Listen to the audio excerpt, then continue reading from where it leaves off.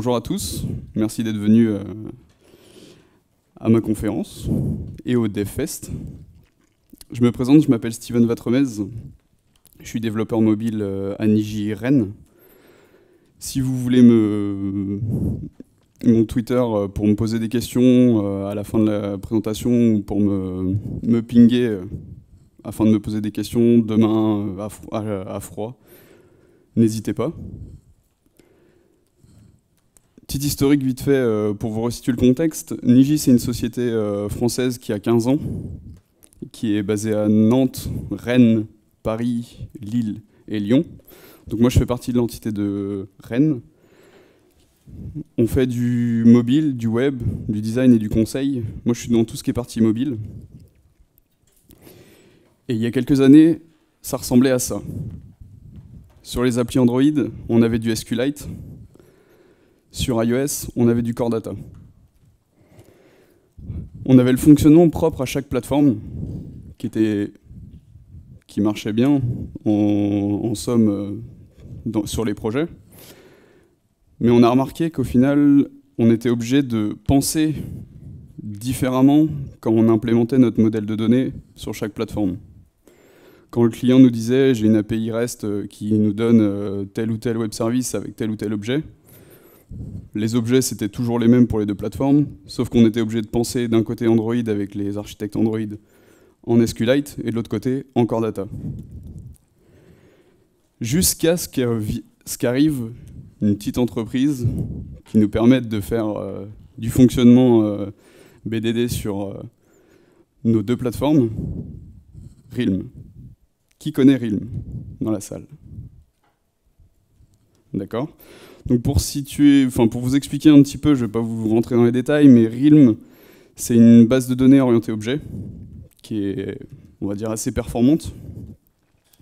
C'est une des features qui est vraiment intéressante avec Realm, c'est l'écoute en live de changement de base. Si vous voulez, vous pouvez savoir en live qu'est-ce qui a changé dans votre base et avoir la notification. C'est disponible sur Java, en Java, en Swift, en Objective-C, en JavaScript et en Xamarin, donc C#. L'avantage, c'est que ça a été, pour nous, l'arrivée sur un même vocabulaire au niveau des deux plateformes et une même logique. Et quelques mois après la mise en route de Realm sur nos plateformes, on a compris que à partir de nos objets modèles, on faisait une implémentation commune, vu qu'on avait la même logique. On réfléchissait pareil. Donc les devs Android avec les devs iOS se partageaient la connaissance. On se dit, bah tiens, on va faire ça comme ça pour implémenter sur les deux plateformes, vu que la logique reste la même. Donc on a décidé de se dire, on va avoir la même source pour pouvoir générer nos deux plateformes. Et c'est là qu'on a créé Jiro, un outil en ligne de commande. C'est un parseur XML avec un moteur de rendu de template. Si vous voulez, le parseur XML, c'est du feature hacking de XData Model. Pour remettre le contexte aussi sur le XData Model, c'est l'éditeur visuel de Core Data pour iOS. Donc c'est juste un éditeur. Derrière le fichier, c'est du XML. Jiro va en créer des entités, des objets, qu'il va traiter. Il va les rendre avec les templates liquides qu'on utilise, et ça va générer un output. Pourquoi le XData Model? Parce qu'au départ, ça répondait aux besoins qu'on avait de réaliser surtout aux besoins, et c'était utilisé par les devs iOS. C'est facile d'accès, et c'est surtout le gros point positif du XData Model, c'est qu'il y a sa double vue, liste et diagramme qui permet vraiment de voir les sacs de nœuds au niveau de vos modèles et de pouvoir vraiment avoir un visuel de tout votre modèle de données. Et c'était un peu un choix de facilité parce que pratiquement tous nos développeurs à Niji sont équipés d'un Mac. Donc pour notre besoin, on n'avait pas besoin d'aller chercher plus loin, on a pris ça, ce qui faisait vraiment bien le taf. Je vais vous faire une petite démo de Jiro. J'espère que tout va bien se passer. Alors. Et après, on va aller un peu plus loin dans comment l'utiliser, comment c'est construit. Alors là, j'ai un dossier. Alors, hop. Je vais vous montrer. Je me suis créé un petit dossier devfest avec. Ce sera mieux si vous voyez ça. Avec un devfest.xdatamodel qui contient quelques propriétés. Deux classes, product et shop, qui ont des attributs. Le shop a un nom, le produit a un brand, un price et un nom. On peut voir ici, dans le XDataModel, en fait là je vous montre le XDataModel, à quoi ça représente, enfin ce que ça représente et comment vous allez pouvoir l'utiliser. Le XDataModel, on voit nos deux entités en termes visuels et on voit nos entités ici, donc shop et product. On va repasser en liste pour vous montrer comment ça fonctionne. Donc là j'ai toutes mes entités, c'est pas très compliqué. Sur le produit, pour vous montrer que je vais pouvoir générer, je vais mettre une petite promo qui est un double. Et comme, je vais vous expliquer par la suite, mais comme j'utilise JSON comme parsing pour mon objet modèle, je veux qu'il ait l'arrobas serializeName avec l'attribut, avec la value promotions pour mapper la valeur venant du web service promotion avec mon attribut promo. Donc ça, c'est tout simple. Et j'aimerais bien que mon shop, il ait une relationship avec des produits quand même. Product qui a la relation vers produit, et je ne veux pas qu'un produit, je veux une relation too many. Ouais, c'est bon. Alors là, si déjà je vous montre la vue, on va dire diagramme UML, simplifié, vous voyez déjà que là, on a les liaisons entre mes deux objets. Maintenant, après avoir fait ça, je suis pas tech. Après avoir fait ça, là, je vais lancer ma commande Giro, qui va pouvoir générer mon modèle de données, enfin régénérer ce que j'ai déjà en output, et updater mon modèle. Si je regarde dans mon modèle de données, toutes les lignes qui sont en verte, c'est les ajouts qui ont été faits dans la classe. Pour mon produit, j'ai bien mon @serializeName avec promotions et mon attribut promotion, mes getter-setter, qui ont été générés. Et pour mon shop, j'ai ma liste de produits avec les getter-setter, rimlist étant une liste propre à Rim pour qu'il puisse faire des modifications à la volée dans la base. Voilà pour la démo.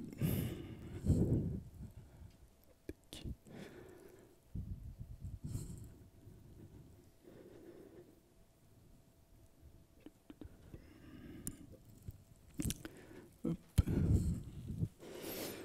Donc cet outil, c'est une gemme Ruby qui est en version 1.1, 1.0.1 actuellement. Pour le parsing, on va dire, on a eu toute une problématique avec le parsing XML en utilisant...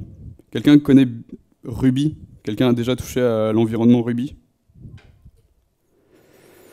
On va dire que c'est pas toujours facile avec le parsing XML quand vous utilisez une lib comme Nokogiri.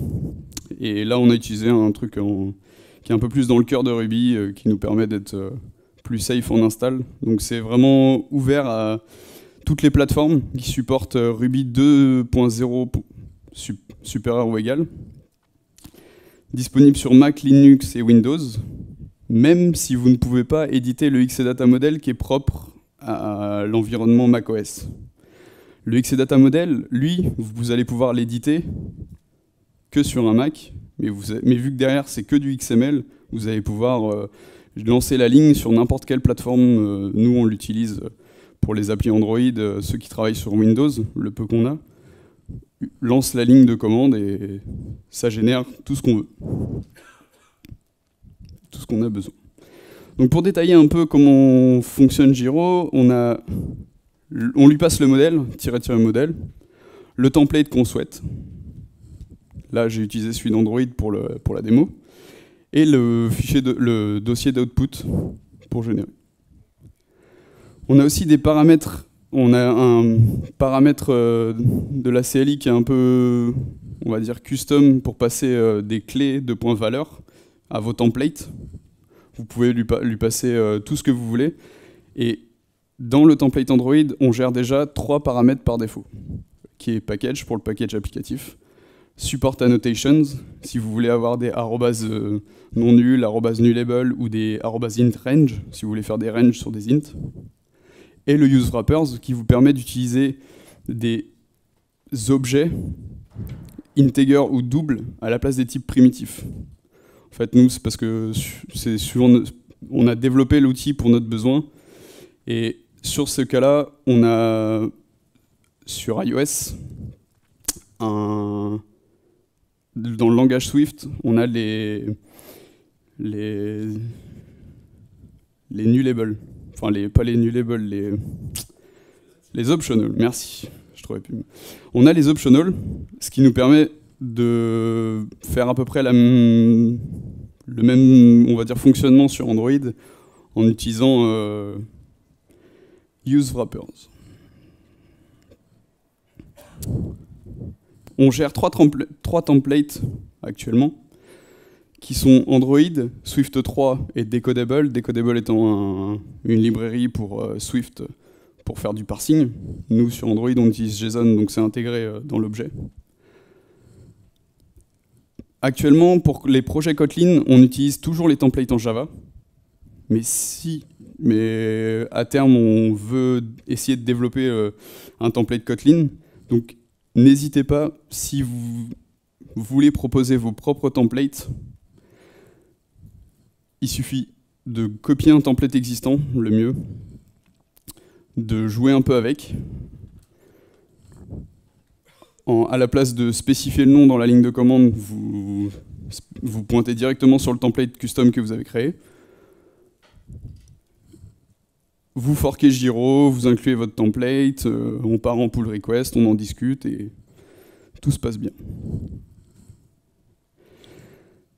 Comme Giro vient de notre besoin d'utiliser Realm au départ, on a inclus des user info keys qui nous permettent de gérer ces features Realm, de lui passer au XData Model ce que l'on veut, on va dire, supporter, et lui derrière nous génère dans nos objets toute une sorte de feature pour Realm ou pour JSON, dont le JSON qui passe, que j'ai utilisé tout à l'heure, qui va vous permettre de mapper quelque chose qui vient du web service avec un nom différent de l'attribut qui est dans votre classe.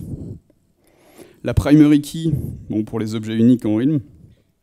Les relations inverses. Les inert properties, pour les propriétés que vous voulez ignorer en base Realm. Et bien plus.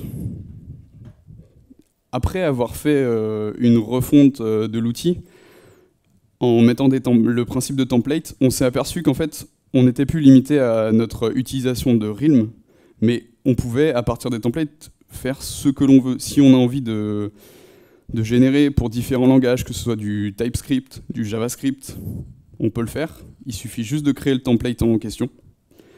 Si vous voulez faire des POJO, c'est possible aussi. Comme ça, on peut s'affranchir de l'utilisation de Realm.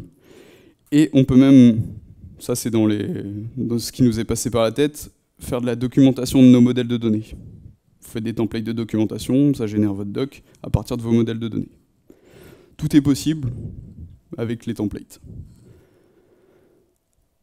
On est toujours en amélioration de l'outil. On l'a sorti en open source il y a quelques mois et on fait de la communication depuis quelques semaines. Et les prochaines étapes d'évolution, c'est se sortir de la contrainte du XC Data Model, parce qu'au début, ça nous allait bien. Nous, on n'était pas contraints, c'était notre feature, on pouvait largement utiliser cette solution. Maintenant, on aimerait bien trouver une alternative qui soit ouverte, cross-platform. Et là, on veut faire participer la communauté pour nous aider à trouver quelque chose d'utilisable. Parce que c'est vrai que c'est pas facile à trouver. Dans les autres évolutions, là c'est plus un questionnement de gérer JSON Schema en tant qu'entrée du parseur. Est-ce qu'on commence à se dire on a un parseur XML, on a un parseur JSON Schema, ça sort dans les templates. Là j'ai envie de dire c'est plus à l'utilisation de la communauté qu'on verra les retours et comment ça va se goupiller au final. Le dernier point, celui-là, je pense que c'est le plus important en termes d'évolution, c'est qu'on est peut-être parti un peu vite sur les templates liquid. Alors si vous voulez en savoir plus sur les templates, sur les modèles de templates qu'on a utilisés, le langage, vous pouvez aller voir dans la documentation et aller jouer un peu avec les templates. Mais on a choisi liquid par recommandation et on n'a pas beaucoup cherché plus loin, alors qu'en fait, en Ruby, il y a ERB qui fait vraiment bien le travail. Et en plus, pour la manipulation de données ou faire des fonctions, sur des choses, c'est beaucoup plus puissant de le faire en Ruby que de faire des fonctions de template qui vont être rendues pour juste afficher un type donné. Et donc, je vous mets le lien du GitHub, nijidigital/Giro. N'hésitez pas à aller voir la doc. Si vous voulez participer, forquer le repo, faites des pull requests, on est en demande. Si vous avez des problèmes sur l'outil, mettez des issues. Allez voir aussi les issues qui sont également sur le GitHub. Et je vous dis merci d'avoir suivi cette conférence. Et si vous avez des questions, je serai ravi d'y répondre.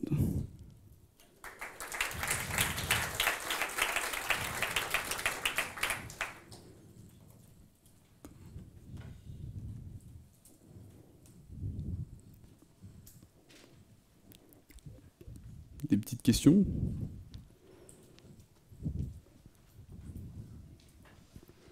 Bonjour. Par rapport au moteur de génération, il y en a déjà qui existent. Le plus connu en libre, ça va être Axeleo. Pourquoi pas repartir d'un produit qui existe et refaire un générateur? Axeleo, tu veux dire le rendu de template Il prend un modèle, un DSL en entrée, donc ça peut être un modèle UML. Ouais. Les templates, vous les écrivez comme vous voulez, et il ressort le code que vous voulez. Après, il y a Lut, un générateur qui fait ça aussi. Enfin, il y a pas mal de produits qui existent. Donc, voilà. La question, c'est pourquoi avoir refait? Nous, on avait, au début, l'utilité de l'outil, c'était Realm. On voulait se baser sur générer du code Realm pour nos éléments, et on n'avait pas du tout le modèle de template. On avait Ruby qui parsait le XML, et qui nous sortait pour les deux templates, Android et iOS, tout ce qu'il fallait pour l'utilité. Après, là, on s'est dit, on va partir sur du templating, comme ça, parce que dans nos projets, on a vu des soucis en termes de divergence. Il y a souvent des petites différences, par exemple, là, sur Android, ça se passe plutôt bien, mais sur iOS, on a eu des différences au niveau des parseurs qu'on utilisait. Là, j'ai présenté Decodable en template, mais on a un template Object Mapper qu'on ne présente pas, parce que c'est un template, on va dire, déprécié. Enfin, c'est quelque chose qu'on utilise pour des projets, et le template aussi Swift 3, qui est accolé à ce parseur, il a beaucoup de différences par rapport au Swift 3 classique qui est beaucoup plus propre. Et donc, on est parti dans le moteur de template. Enfin, c'est pas vraiment un moteur à proprement à proprement parler. C'est du rendu avec Liquid. On lui passe nos entités, on les chope du XData model, et ça nous génère tout ce qu'on veut. Mais c'est pas mal votre idée. Axeléo, vous avez dit? Je note. Il y en a d'autres. Ouais.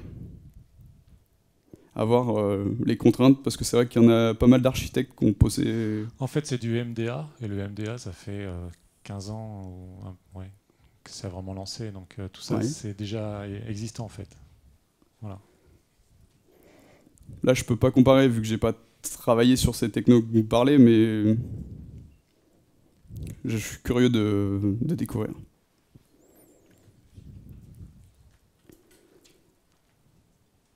D'autres questions?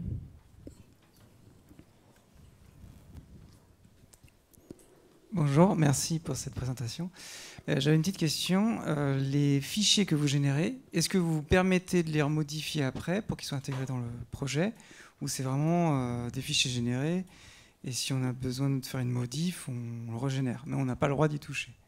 Si, vous pouvez y toucher. En fait, c'est juste des fichiers générés dans un dossier et vous pouvez en faire ce que vous voulez ensuite. C'est vrai que nous, on essaye d'éviter de les modifier parce qu'à chaque fois qu'on va modifier l'entrée, bah, la sortie va être réécrasée. Il ne va pas prendre en compte la diff de ce que vous avez modifié et la génération future qui va être faite. Voilà. Comment vous adressez ce problème-là de ne pas réécraser des modifs Ça, je pense que ça pourrait être une bonne feature. Parce qu'actuellement, on n'a pas trop le souci de modification de données. Parce qu'on essaye de cadrer ces choses-là, on va dire, depuis le début de la création de l'outil. Et maintenant qu'on le rend, on va dire, à la communauté, c'est là qu'on va se rencontrer des choses comme ça. Donc je pense que c'est une bonne chose à noter.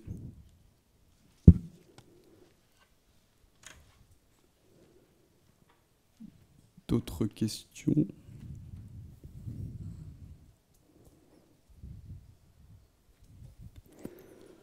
Bon bah si c'est tout, merci à vous en tout cas d'être venus et bonne soirée à vous.